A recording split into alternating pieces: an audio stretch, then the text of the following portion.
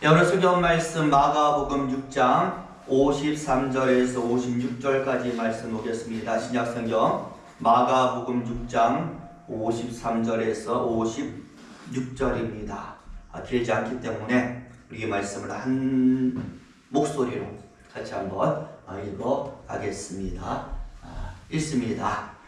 건너가 게네사렛 땅으로 이르러 대고 배에서 내리니 사람들이 곧 예수신 줄을 알고 그 온 지방으로 달려 돌아다니며 예수께서 어디 계시다는 말을 듣는 대로 병든 자를 침상채로 내고 나오니 아무데나 예수께서 들어가시는 지방이나 도시나 마을에서 병자를 시장에 두고 예수께 그의 옷가에라도 손을 대게 하시기를 간구하니 손을 대는 자는 다 성함을 얻으니라. 아멘.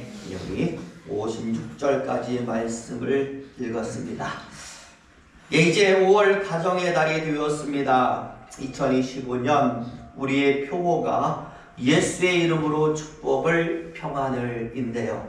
우리 이 표어 그대로 우리 모든 성도님들의 가정에 우리 예수님이 주시는 축복과 평안이 임하시기를 예수님의 이름으로 축원을 드립니다.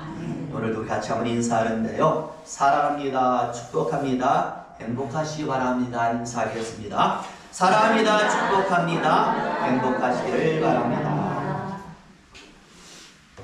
부디 여러분, 말뿐인 행복이 아니라 진실한 행복이 임하시기를 예수님 이름으로 축원을 드립니다. 아멘. 어떤 책에서 보았습니다. 아주 유명한 목사님 쓰신 이 칼럼 속에 있었던 내용인데요. 하나님께서 아담과 하와를 창조하시고 이들 부부에게 주신 선물이 3가지가 있다라는 겁니다. 많이 있지만 아주 커다란 선물을 3가지로 요약을 했어요. 그 첫 번째 선물은 영생이라고 합니다. 창세기 2장 7절에 보시면 여호와 하나님이 땅의 흙으로 사람을 지으시고 생기를 끝코에 불어넣으시니 사람이 생명이 되리라 라고 했죠. 여기서 이 생기라는 말은 생명을 이야기합니다. 그런데 이때 불어넣으신 생명은 아직 아담과 하와가 타락하기 전이기 때문에 연수가 없다라는 겁니다. 죽음도 없고 한계가 없는 영원한 생명. 여러분, 지금도 얼마나 많은 사람들이 이 죽음이라는 단어가 가지는 두려움 속에서 살고 있습니까? 이 두려움이 없이 영원히 하나님 품에서 살 수 있으니 이것은 분명 하나님이 사람에게 주신 축복이며 선물이 되는 것입니다. 그 다음 이제 두 번째로 주신 선물은 다스림의 선물이다 라고 했어요. 이 같은 창세기 2장 15절의 말씀인데요. 이 말씀도 제가 읽어보면 여호와 하나님이 그 사람을 이끌어 에덴 동산에 두어 그것을 경작하며 지키게 하심. 하나님이 당신이 만든 에덴 동산을 아담으로 하여금 지키게 하셨다. 그 한 예로요. 어느 날 갑자기 하나님이 아담을 부르시더니 하나님이 만드신 모든 동물들을 불러서 아담 앞으로 지나가게 하셨습니다. 이때 아담은요, 하나님이 시켜서 그랬는지 아담이 하고 싶어 그랬는지는 모르겠지만 정확한 기록은 없으니까 자기 앞을 지나가는 동물을 보면서 이것은 뭐라고 하면서 그 이름을 불렀어요. 성경은 말합니다. 이때 아담이 불렀던 그 이름이 그 동물의 이름이 되었다. 저와 여러분, 부모든 뭐든 어느 한 생명의 이름을 짓는다라는 것은 그 생명을 주관하는 것입니다. 그리고 이것이 바로 하나님이 말씀하신 다스리는 권세라는 것이죠. 세상에 다시 없을 권세를 하나님은 아담에게 선물로 주신 겁니다. 하나님이 만드신 세계를 주관할 수 있는 권. 이제 마지막 세 번째 선물은 관계의 선물이다라고 하는데, 여러분, 관계라는 것은 누군가 그 대상이 존재해야 되는 것 아니겠습니까? 아담이 관계하는 대상이 누구냐라고 할 때 하나님이 되시는 것이고, 그래서 하나님을 마음껏 만나고 독대하고 얘기도 할 수 있는 권한을 하나님은 아담에게 주셨어요. 여러분 그렇잖아요. 다른 창조물들에게는 이런 것이 없지 않습니까? 이스라엘 사람들이 그렇게 우대하고 경하는 천사들조차도 마음대로 하나님 앞에서 말하고 대화할 수는 없었다라는 것. 오직 아담에게만 주어진 선물이며 축복이 되는 것이죠. 하나님 앞에서 마음껏 재롱도 부리고 말도 하고 대화도 하고 그렇게 관계할 수 있는 줄. 그런데 이 죄라는 굴레를 뒤집어 쓴 아담과 하와는 이 놀라운 선물을 제대로 누르지 못하고 어디에서 쫓겨납니까? 에덴에서 쫓겨났습니다. 그리고 받은 선물이 죄로 인해서 하나씩 사라지는 것이죠. 영생이 사라지고 죽음이 왔고 다스림도 사라져서 사단은 물론이요 자연 만물에까지 이리저리 쫓기고 상처 입고 희생되는 일이 발생했다라는. 얼마 전에 큰 산불이 저 밑지방에서 나지 않았습니까? 천재지변이 한번 일어나면 수많은 인명이 희생이 되는 거예요. 우리 예수님은 바로 이런 잃어버림 속에서 이 세상에 오셨고 그분의 죽으심으로 사람이 잃어버린 모든 것을 다시 사람들에게, 특히 당신을 믿는 사람들에게 예수님은 돌려주셨습니다. 죽음에서 구원을 얻어서 다시 벌어도요 영생을 얻게 되요 잃어버린 에덴을 넘어서 저 천국에서 영원히 살 수 있도록 예수님은 만들어 주셨습니다. 다시 하나님을 만날 수 있게 됐고요 마음껏 그 앞에 나가 뭐 할 수 있어요? 이제는 대화할 수 있는 겁니다.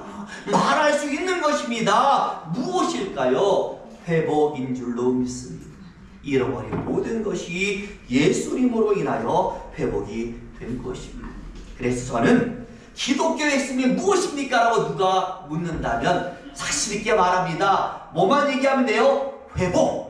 이 두 글자를 이야기하면 되는 것이고요. 그렇기 때문에 또 누군가가 예수님이 이 땅에 오셔서 하신 일이 도대체 무엇입니까? 라고 믿지 않는 자들이 묻잖아요. 여러분 대답할 수 있습니다. 뭐라고 말합니까? 사람이 잃어버린 모든 것을 회복시키셨습니다.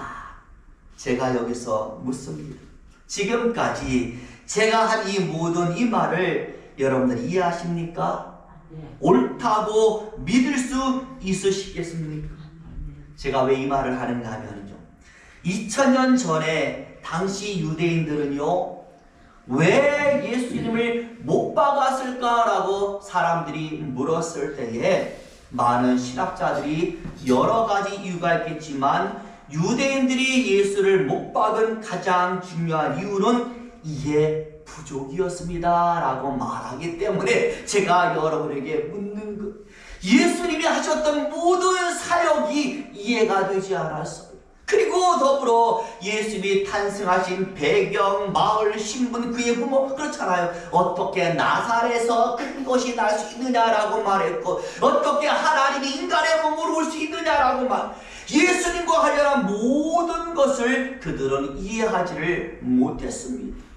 예수를 팔았던 가룟 유다도 마찬가지잖아요. 제가 설교로 말씀드렸죠. 예수를 배신했던 그 당시에 사단이 그 마음에 들어갔다라고 했는데 괜히 사단이 그 마음에 들어간 것은 아니라 분명히 이유가 있었습니다. 자신이 생각하는 메시아의 모습과 누구의 모습이 달라요? 예수님의 모습이 달랐어요. 그러다 보니 예수님이 하신 모든 일을 보고 유다가 뭐합니까? 갈등을 했어. 그래서 내린 결론이 우리가 기다린 메시아는 예수님이 아닌가 보다. 갈등하고 흔들리니까 그 마음에 사단이 들어간 것이고 스승을 팔아버린 희대의 배신자가 되어버렸습니다. 또한 여러분 우리가 정말로 존경하는 세례요한도 마찬가지예요. 처음에 세례요한은요 예수님을 딱 한 번 보고 메시아라는 것을 알아챘어요. 게다가 세례를 주는 순간에 뭐가 나타나요? 하늘에서 비둘기같이 내려오는 성령의 역사가 있었기 때문에 예수님이 메시아라는 것을 확신했습니다. 그런데 이랬던 세례요한도요 예수님이 하시는 일을 보면서 누구처럼? 가룟 유다처럼 갈등합니다. 메시아고 하나님의 아들인데 왜 저런 어떤 일을 하실까라는 생각을 했어요. 여러분, 예수님 어떤 일을 하셨습니까? 약하고 병든 자 만나셔서 치유하셨어요. 가난하고 쓰러진 자 만나서 일으키셨어요. 일종의 회복의 사역을 하셨거든요. 하나님의 아들이 하시는 그 회복의 사역, 그 어떤 대단한 일이 아니었기 때문에 이해할 수가 없으니 그 대단한 세례요한도 자기 제자를 보내 예수님께 이런 질문을 하는 것. 예수님, 당신이 정말 메시아가 맞습니까? 아니면 우리가 다른 메시아를 기다려야 하는 것입니다. 비둘기같이 임한 이 성령을 통한 확신, 머릿속에서 이해가 되지 않으니까 흔들리게 되었던 것입니다. 그러니 저와 여러분, 우리가 제대로 알지 못해서 흔들리고 이해하지 못해서 갈등하게 되면 그 마음속에는 반드시 사단이 역사할 수 있다는 것을 우리는 알아야 하는 것입니다. 그러니 저와 여러분, 예수님을 향한 이해, 성경 말씀에 대한 올바른 이해와 믿음, 이것은 우리 신앙의 중요한 요소가 될 줄로 믿습니다. 저는 이 5월에 예수님을 향한 우리의 생각과 이해가 더욱더 넓어지고 깊어지기를 소망합니다. 그래서 우리 주님께서 하셨던 모든 사역과 회복의 역사가 우리 가정들에게도 그대로 임하기를 예수의 이름으로 축원을 드립니다. 우리 지극히 작은 것에서부터 큰 것까지 늘 예수의 은총이 함께하기를 예수의 이름으로 축원을 드립니다. 이제 두 번째로 또 중요하다고 여겨지는 부분이 오늘 본문 말씀에 있는데, 여러분 본문을 보시면 예수님께서 가시는 곳마다 병든 자가 일어나고 어려운 자의 문제가 해결되고 힘든 자들이 다 그 힘든 것에서 노임받았다라고 말씀해요. 그리고 더불어 오늘 본문에 보니 그렇기 때문에 그 소문이 다 퍼지니까 예수님 가는 곳마다 누가 나타나요? 병든 자가 몰려들고 문제 있는 자가 몰려들고 모든 연약한 자들이 다 몰려들었다라고 말씀을 합니다. 그리고 오늘 본문에 예수님은 이 모든 사람들 외면하지 않으셨고 만나주셨고 그래서 치료하셨고 회복시키셨습니다. 그게 바로 무엇입니까? 56절의 말씀이죠. 부디 이 일이 우리에게도 임하기를 소망하는 마음으로 이 말씀 같이 한번 읽어봅니다. 시작! 아무데나 예수께서 들어가시는 지방이나 도시나 마을에서 병자를 시장에 두고 예수께 그의 옷가에라도 손을 대게 하시기를 간구하니 손을 대는 자는 다 성함을 얻으리라. 아멘. 56절 마지막에 보니까 손을 대는 자는 다 성함을 얻으리라. 다 뭐 했어요? 치료받았습니다. 회복되었습니다. 그런데 또 다른 성경을 우리가 보면 이렇게 예수를 만난 사람들 가운데 치료받은 많은 사람도 나오지만 그렇지 못한 사람도 있었다라는 것을 성경은 기록하고 있습니다. 예수께로 나왔다라고 해서 모두 다 회복되고 응답받고 그렇게 돌아간 것은 아니라는 것.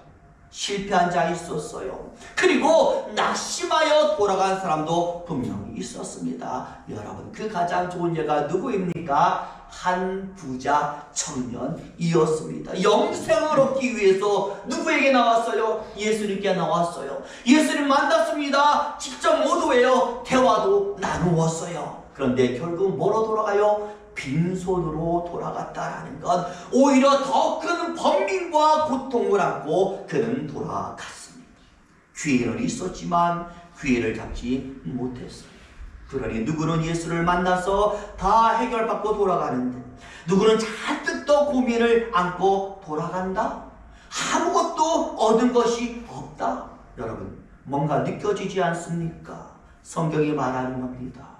예수님 만나서 치유받고 회복을 얻기 위해서는 그 어떤 조건 같은 것이 존재한다라는 것을 성경이 말씀을 합니다. 그래서 성경을 보니까 세 가지 조건이 나오고 있습니다. 예수님 만나는 우리에게 반드시 있어야 되는 세 가지, 제가 알려드릴 때 반드시 그것을 가지시기를 예수 이름으로 축원을 드립니다. 여기 첫째는 무엇일까요? 다 아십니다. 뭘까요? 믿음. 믿음이란 두 글자는 반드시 필요해요.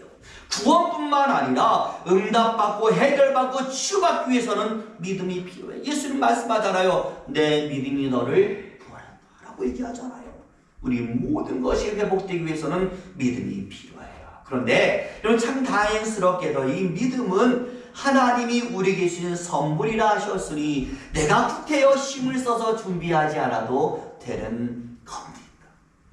물론 믿음을 더 강화하고 더 깊게 만들기 위해서는 우리도 애를 써야 되겠지만 이 믿음 자체는 누가 주는 겁니까? 하나님이 주시는 거예요. 그래서 성도라 이름한 모든 사람에게는 양의 차이는 존재하지만 뭐가 다 있어요? 믿음은 다 있는 줄로 믿습니다. 여러분이 뭐가 있어요? 믿음이 있어요. 자, 그렇다면 문제는 어디서부터? 첫 번째 믿음은 가졌으니까 두 번째부터 문제가 되는데, 이 두 번째부터는 우리가 반드시 힘을 써야 되는 부분이고 우리가 준비해야 되는 부분이에요. 그것이 무엇인가 따라해 볼까요? 침노. 침노 들어보셨죠? 복음서에 보면 나옵니다. 천국은 뭐하는 자들의 것이다? 침노하는 자들의 것이다. 예수님이 분명히 말씀하셨어. 너희에게는 뭐하는 자세가 필요하다? 침노하는 자세와 모습이 필요하다. 그런데 침노가 무엇이냐? 침노는요, 빼앗다라는 뜻이에요. 다른 사람의 손에 들어가 있는 것을 내가 빼앗아 오는 것을 침노라고 말해요. 자, 그렇다면 여기서 한 가지 조건이 나옵니다. 빼앗아야 된다라는 것은 누군가 우리가 원하는 것을 먼저 선정하여 가지고 있다라는 것이고, 그래서 우리가 그것을 얻지 못하도록 지금 뭐하고 있어요? 방해하고 있다라는 것이고, 그렇기 때문에 그 방해를 뚫고 우리가 그것을 가지고 와야 한다라는 의미인데, 과연 우리의 천국행을 방해하는 그 대상은 누구인가? 여러분, 누구이겠습니까? 사단이 되는 거예요. 사단, 고마귀 고놈이 되는 것이죠. 사단의 방해를 뚫고 우리는 빼앗아 와야 하는. 그런데 과연 우리가 어떻게 그것을 빼앗아 올 수 있을까? 오늘 본문에 56절의 말씀 다시 한번 읽어봅니다. 56절 있습니다. 시작. 아무데나 예수께서 들어가시는 지방이나 도시나 마을에서 병자를 시장에 두고 예수께 그의 옷가에라도 손을 대게 하시기를 간구하니 손을 대는 자는 다 성함을 얻으리라. 아멘. 마지막 말씀, 다 성함을 얻었다라고 하는데, 여러분 누가 성함을 얻었습니까? 손을 대는 자마다, 예수님의 몸을 손을 대거나 예수님의 손을 대는 자마다 다 성함을 얻었다라고 하다못해 그 옷까지라도 붙잡으면 뭘 얻어요? 치유함을 받게 되었습니다. 결국 저와 여러분, 예수님을 향한 우리의 적극적인 모습을 성경은 요구한 거예요. 안 되면 뭐라도 해라, 손이라도 대라, 옷가지라도 붙잡아라. 옛날에 우리 그랬잖아요. 떠나는 님을 붙잡기 위해서 뭐예요? 옷가지 붙잡고 매달렸잖아요. 그거라도 하라고 그렇게 말씀한, 예수를 간절히 찾고 만나고 얻고자 하는 모습이 우리의 간절함, 바로 그것이 보여지기를 원하고 있고, 오늘 성경은 그것을 뭐라고 말해요? 침노라는 두 글자. 괜히 나가서 1, 2, 3, 4 스트레이트 싸우자는 얘기가 아니라 예수를 향하여 적극적인 모습을 너희가 보여주면 이게 뭐 하는 거예요? 침노라고 말씀을 하는 거. 부디 저와 여러분, 우리 예수님을 하여 조금 더 적극성을 띄우시기를 예수의 이름으로 축원을 드립니다.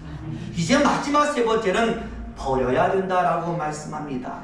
다 아시는 것처럼 예수님 만나고 예수를 믿는데 방해가 되는 것들이 분명히 존재합니다. 우린 그것을 버리고 예수께로 달려가야 하는 것이죠. 절대로 성경은 말합니다. 예수님과 세상을 같이 가질 수는 없다. 예수님 주시는 것을 가질 수는 있어도 내가 원한다고 마구마구 가질 수는 없다라고 말씀해요. 무엇을 먼저? 예수를 먼저 차지해야 될 줄로 믿습니다. 어떤 분이요, 성도들의 스타일, 예수 믿는 모습을 아주 재미있게 분류를 해놓았어요. 6가지 유형으로 구분해 놓았는데, 들어보신지 모르겠지만 나는 어떤 유형인가라는 것을 생각해 보면서 들어보세요. 첫 번째는 달구지 유형이 있대요. 여러분 달구지란 지금은 볼 수 없지만 소나 말이 끄는 마찰을 우리는 달구지라 그러거든요. 누군가 옆에서 끌어주지 않으면 움직이지 않는 사람. 그래서 옆에서 우리 교회 가자, 우리 기도하자 이렇게 해줘야만 움직이는 유형의 성도가 있다라는 것이죠. 그가 뭐예요? 달구지 유형의 성도. 두 번째는 하늘을 날아다니는 연과 같은 유형의 성도가 있대요. 여러분 연은요 높은 곳을 날아다니는 종이 아니겠습니까? 높은 곳에만 있으려 한다라는 거예요. 여전도 회장, 장로, 무슨 부장 유달리 교회 다니면서 직분에 집착하는 성도분들 있습니다.